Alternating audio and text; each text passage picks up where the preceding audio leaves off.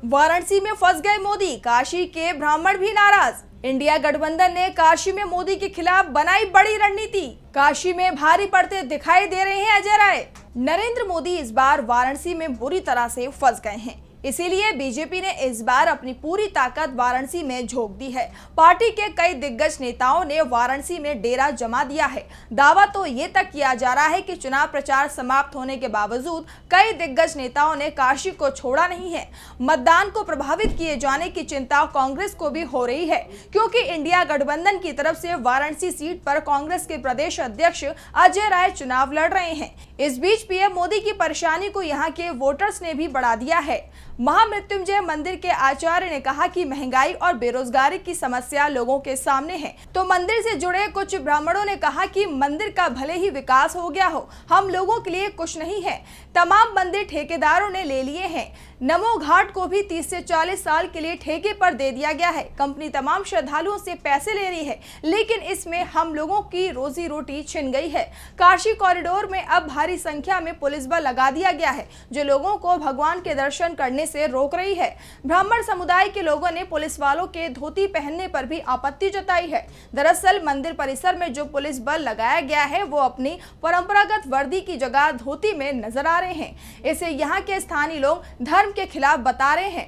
मंदिर समिति से जुड़े तमाम लोगों को भी इस पर आपत्ति है। साफ है, स्थानीय लोगों में पीएम मोदी को लेकर नाराजगी है, और ये नाराजगी वोटिंग वाले दिन बूथ पर भी दिखाई दी तो पीएम मोदी के लिए मुश्किलें बढ़ जाएंगी। दरअसल पहले दावा किया जा रहा था कि पीएम मोदी वाराणसी सीट को आसानी से जीत जाएंगे, लेकिन जैसे जैसे चुनाव आगे बढ़ता गया, यूपी की तमाम सीटें जिन्हें बीजेपी पहले आसान मान रही थी, वो मुश्किल में फंसती दिखाई दे रही हैं। और अब हालात ये हो गए हैं कि वाराणसी भी मुश्किल में फंस गई है, जिस कारण से बीजेपी को यहाँ 1 दर्जन मंत्री, 3 दर्जन विधायक और दूसरी जगह जहां वोटिंग हो चुकी है, वहां के कार्यकर्ताओं को यहां पर झोंकना पड़ रहा है, जिससे बीजेपी नेताओं की रैलियों में भीड़ दिखाई दे सके।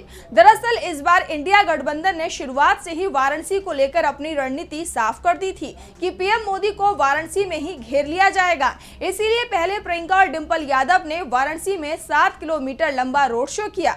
उसके बाद राहुल और अखिलेश यादव ने भी संयुक्त सभा की, जिसके बाद से ही वाराणसी का माहौल पूरी तरह से बदला दिखाई दे रहा है। वाराणसी में इस समय मोदी की जगह राहुल गांधी को प्रधानमंत्री बनाए जाने के नारे भी गूंज रहे हैं। ये बदलाव बहुत कुछ इशारा कर रहा है, और इसी के चलते इस बार पीएम मोदी को भी बार बार चुनाव प्रचार के लिए वाराणसी आना पड़ रहा है।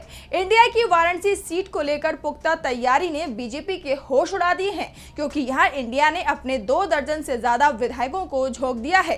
कांग्रेस और सपा के नेता बूथ स्तर पर समन्वय बनाकर काम कर रहे हैं। जिस तरह से हवा वाराणसी में बदलती दिखाई दे रही है, उसे अब पीएम मोदी से लेकर पूरी बीजेपी महसूस कर रही है। फिलहाल इस समय वाराणसी के हालात को देखा जाए तो कोई भी इस समय दावे के साथ ये नहीं कह सकता कि यहाँ से किसको जीत मिलेगी, पीएम मोदी को या फिर कांग्रेस के उम्मीदवार अजय राय को। अजय राय ने चुनाव प्रचार के दौरान पीएम पर बढ़त जरूर बना ली है, लेकिन ये बढ़त इतनी नहीं है कि इसे जीत की गारंटी माना जा सके। हाँ, बीजेपी की नींद उड़ाने के लिए जरूर ये काफी है। ऐसे में बीजेपी अंतिम समय तक जोड़ तोड़ की कोशिश में जुटी रही, तो कांग्रेस भी वाराणसी में बीजेपी के हर कदम पर पूरी नजर बनाए हुए है।